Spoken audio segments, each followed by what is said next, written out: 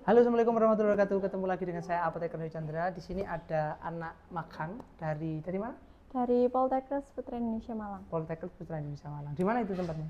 Di Lowokwaru. Lowokwaru, Jalan Barito. Oh iya. Jadi namanya siapa? Eka Wulan. Eka Wulan. Ningrum. Ningrum. Panggilannya? Eka. Ningrum. Enggak. Kenapa nggak dipanggil Ningrum? Nggak tahu. Orang tua dari kecil manggilnya Eka. Panggilnya Eka. Kalau tak panggil Ningrum nggak apa-apa? Rum gitu. Nggak apa-apa. Oke, Ningrum. Kalau begitu aku mau bertanya-tanya tentang bagaimana kamu PKL di Apotek Aren Pharma. Sejauh ini alhamdulillah lancar, menyenangkan. Mbak-mbaknya juga sangat-sangat membantu untuk mengajari di sini. Terus juga pasiennya alhamdulillah juga nggak ada yang ribet. Banyak? Ya banyak, tapi seru soalnya waktunya nggak terasa. Jadi tahu-tahu udah waktunya pulang. Apa namanya? Capek nggak? Capeknya kalau misalnya shift malam agak capek ya? Kalau pagi nggak. Pagi nggak. Oke, cut. Ya, waktu apa yang dirasakan ketika capek itu? Pas shift apa maksudnya? Kalau siang mungkin, karena kan pulangnya jam 9. Tapi overall menyenangkan. Terus masih puasa? Masih, alhamdulillah. Alhamdulillah masih puasa. Terus untuk personnya gimana? Mbak-mbaknya yang di sini gimana? Mbak-mbaknya ramah, terus juga ngajarinnya cukup jelas juga. Puasa-puasa nggak boleh berbohong? Enggak. Mbak-mbaknya ramah kok. Ramah ya. Karena di sini kan karyawannya kan banyak tuh. Iya. Sudah hafal satu-satu namanya? Kalau yang farmasi insya Allah udah hafal semua. Kalau yang perawat mungkin ada yang lupa. Ada yang lupa. Kalau yang ini mbaknya namanya siapa? Mbak Intan. Iya, pintar. Satunya yang ini? Ini Mbak Wiwin. Oh iya, bagus, pintar. Jadi harus ya meskipun PKL tapi harus tahu nama-nama ya. Terus kalau misalkan ini nanti kan sudah tahu pelayanan di apotek seperti apa. Nanti misalkan lulus pengennya kerja di mana? Mungkin kalau misalnya ada kesempatan mungkin akan memilih industri. Oh iya, kemarin PKL di mana? Kemarin di RSI Unisma. RSI Unisma pelayanan kan ya, rumah sakit pelayanan, di apotek juga pelayanan. Di industri belum? Belum. Nah, kenapa kamu kok pengen kerjanya di industri kira-kira? Harapanmu ke depan kayak mana? Karena mungkin kalau setahu saya kalau di industri itu kan kayak bikin formula-formula gitu. Jadi kayak seru aja. Jadi kayak nanti bikin produk apa gitu. Tahu nggak kalau di industri itu ada macam-macam bagian? Iya, kayak R&D atau QC gitu-gitu. Jadi kalau misalkan kamu nanti keterima di industri gitu ya, nggak melulu kamu membuat formula, ya kan?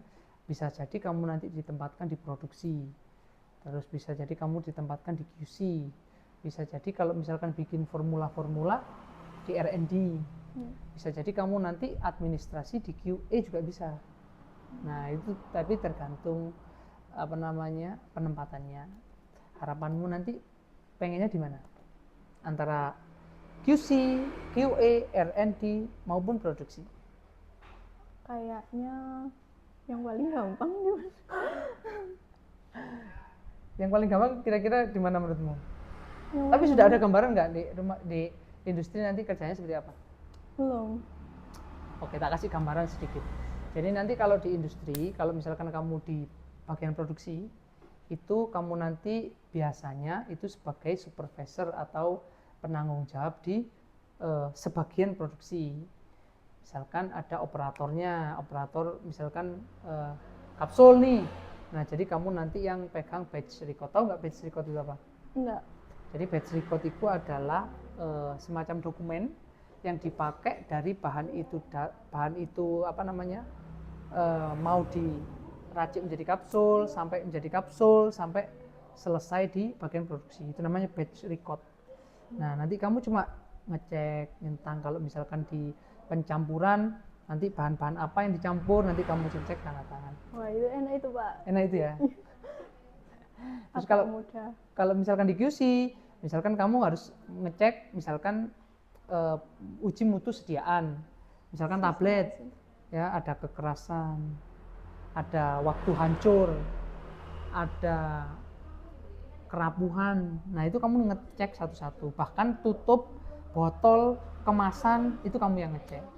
Itu yang QC. Ada juga yang di mikro, tahu nggak mikro? Yang kayak uji-uji biologisnya gitu. Jadi uji-uji ada apa namanya pertumbuhan bakteri atau jamur kapang kamir kayak gitu. Ada nanti di bahan mentah. Oh jadi yang benar-benar baru awal bahannya. Jadi nanti bahan mentah itu kayak gudang bahan. Jadi kalau misalkan mau membuat paracetamol gitu ya, kan ada paracetamol, ada zat pengisi, zat penghancur. Nah itu kamu yang memilah-milah situ. Jadi kalau di industri itu banyak macam-macam. Nah, apakah masih tetap ingin di industri? Masih. Kalau susah. Tapi yang tadi mudah, yang nyentang-nyentang. Ya, jadi kalau di industri kayak gitu. Tapi gajinya lumayan besar. Tahu nggak industri yang ada, yang kamu tahu? Industri mana? Di mungkin Malang atau sekitarnya. Yang Palatif mungkin? Oh, Palatif. Ya, di Malang ada Palatif. Ada 2, farma sama obat herbal. Ya, semoga nanti cita-citanya tercapai. Amin. Ya. Terus ini tadi kan habis presentasi nih. Gimana? Presentasi di depan banyak orang. Perasaan? Lancar, tapi tadi awalnya nerdek. Kenapa kok nerdek? Soalnya yang nonton banyak dan masih baru-baru juga. Maksudnya baru bertemu sekitar belum 1 bulan kan. Kalau biasanya di depannya teman-teman itu juga masih nerdek sih. Tapi yang ini tadi lebih nerdek. Iya, lebih nerdek. Sudah sempro? Sudah. Semhas? Belum. Nah kan kemarin kan ya sempro ya kayak gitu.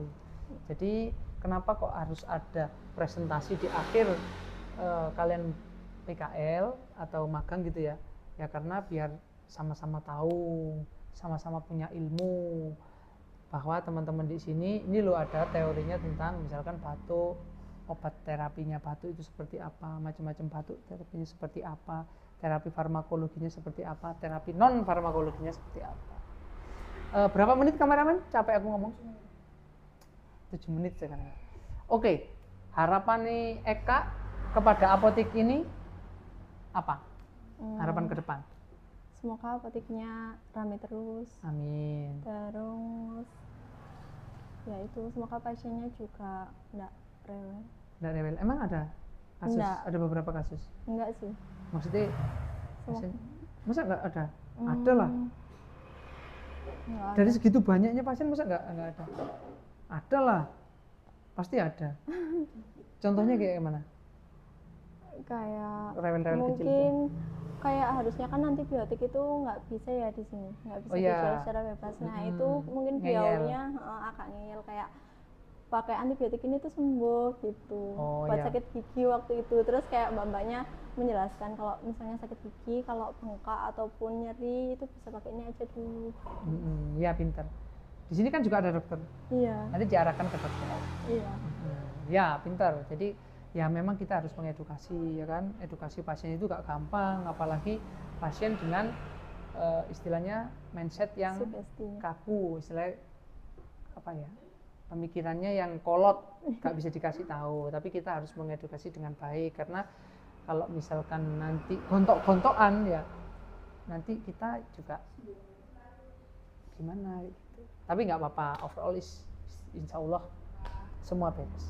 Baik, terima kasih Eka sudah hadir di tempat saya. Ya, semoga nanti mendapatkan ilmu yang lebih baik ya. Amin. Dan doakan saya menjadi orang kaya. Amin. Oke, terima kasih. Dadah, assalamualaikum.